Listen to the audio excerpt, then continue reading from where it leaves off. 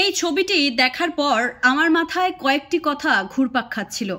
তাই so called dog লাভারদের জন্য আমার আজকের এই ভিডিওটি।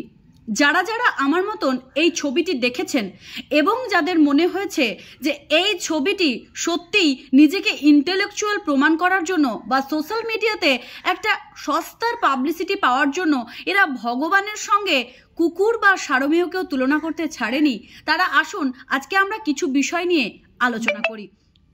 সেই সমস্ত ডগ লাভারদের উদ্দেশ্যে আমি কিছু অপ্রিয় সত্য কথা বলবো, যে কথাগুলো শোনার পর থেকেই হয়তো কিছু কিছু ডগ লাভারদের কাছে আমি হয়ে উঠব একটা অপ্রিয় মানুষ।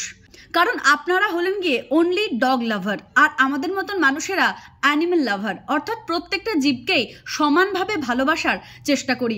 আচ্ছা একটা কথা বলুন তো, এই যে সিংহাসনের মধ্যে শিব, কালী, দুর্গা এবং আপনাদের গুরুদেব অনুকূল ঠাকুর সমস্তটাই আছে, এবং তার মধ্যে আপনারা বসিয়ে দিয়েছেন একটা সারমেয়কে।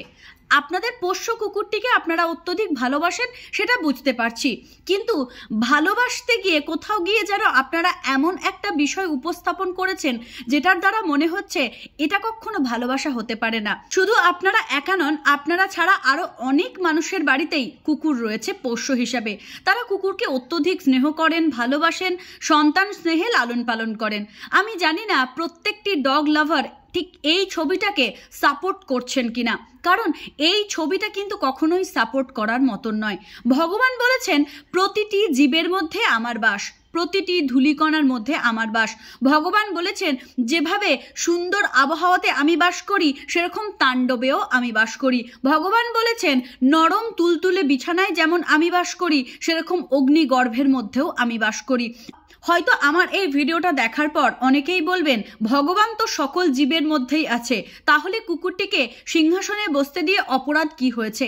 এবারে আসুন কিছু জিনিস নিয়ে আলোচনা করা যাক। সেই বিষয়টি হচ্ছে, হ্যাঁ আপনারা ঠিক বলেছেন, ভগবান সমস্ত জীবের মধ্যেই বিরাজমান। ভগবান যেভাবে কুকুরের মধ্যে বিরাজমান, ভগবান একইভাবে বাঘের মধ্যে বিরাজমান। কিন্তু আপনারা কুকুরকে ছেড়ে দিয়ে বাঘকে কোনোদিন সিংহাসনে বসাবেন না, কারণ আপনারা বাঘকে ভয় পান। কিছু সুস্থ স্বাভাবিক উদাহরণ দিয়ে আমি আমার বক্তব্যকে একটু উপস্থাপন করতে চাই। একজন পুরুষ যেমন প্রত্যেকটি ক্ষেত্রে আলাদা আলাদা সম্মান পায়, অর্থাৎ পুরুষ যখন পিতা তিনি তখন আলাদা সম্মান পান, পুরুষ যখন ভাই তখন তিনি আলাদা সম্মান পান, পুরুষ যখন স্বামী তিনি তখন আলাদা সম্মান পান, এবং পুরুষ যখন কারো সন্তান তিনি তখন আলাদা সম্মান পান। একইভাবে কোনো নারী যখন মা তিনি আলাদা সম্মান পান, সেই নারী যখন কারো বোন তখন তিনি আলাদা সম্মান পান, সেই নারী যখন কারো স্ত্রী তখন তিনি আলাদা সম্মান পান। প্রতিটি ক্ষেত্রে যেমন সম্মান আলাদা আলাদা হয়, ঠিক সেরকমই প্রতিটি জীবের সম্মান, প্রতিটি জীবের ভালোবাসা আলাদা আলাদা রকম। আপনি কখনোই একটি কুকুরকে আপনার আদরের বলে সিংহাসনে সেই ভগবানদের সঙ্গে বসিয়ে দিতে পারেন না, যেখানে শিব, কালী, দুর্গা ভগবানেরা রয়েছেন। এই সূক্ষ্ম বিষয়টি যদি আপনারা বুঝতে না পারেন তাহলে বলবো এইভাবে সারমেয়দের প্রতি অতি ভক্তি দেখাবেন না, কারণ আপনাদের এই অতি ভক্তি দেখানোর জন্য সমাজে সনাতন ধর্মের অত্যন্ত অপমান হচ্ছে, এবং সেই অপমানগুলো গোগ্রাসে গিলে নিচ্ছেন কিছু অজ্ঞাত মানুষ। হ্যাঁ আমি এ যুগেরই মেয়ে, কিন্তু আমি কখনো মনে করি না যে ধর্মকে অপমান করে, দেবদেবীদের অপমান করে কখনোই জীবদের ভালোবাসা যায়। সত্যি কথা বলতে কি, বাবা মাও কিন্তু ভগবানের সমান, কিন্তু কখনোই ভগবানের আসনে বাবা মায়ের ছবি টানিয়ে রাখা যেমন যায় না, একইভাবে কুকুর, ছাগল, বেড়ালকে আপনি ভালোবাসতেই পারেন, তাই বলে একটি কুকুর ছানাকে সিংহাসনে বসিয়ে রাখতে পারেন না। অনেকেই এই ছবিটি দেখার পর বলেছেন যে কুকুর ছানাটি নিজে নিজে গিয়ে সিংহাসনে বসে পড়েছে কারণ সে অবলা, কিন্তু একদমই কথাটা সত্যি কথা নয়। একটি কুকুর ছানা যদি ওই সিংহাসনে গিয়ে বসতে যায় তাহলে তার ওইভাবে বসা সম্ভব নয়, কারণ সেখানে অনেক প্লেট রয়েছে, অনেক ঠাকুরের বাসনপত্র রয়েছে, সেগুলো পড়ে যেত।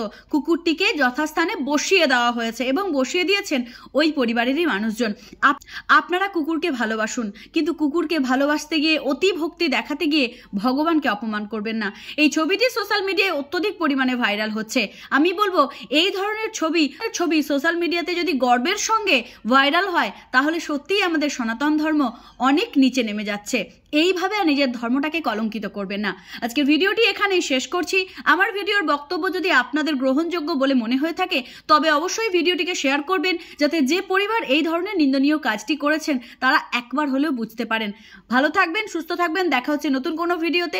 যারা এই পেজে নতুন তারা অবশ্যই পেজটিকে ফলো করে রাখবেন আগামী দিন নতুন নতুন ভিডিও পেতে। জয় শ্রীকৃষ্ণ, রাধে রাধে।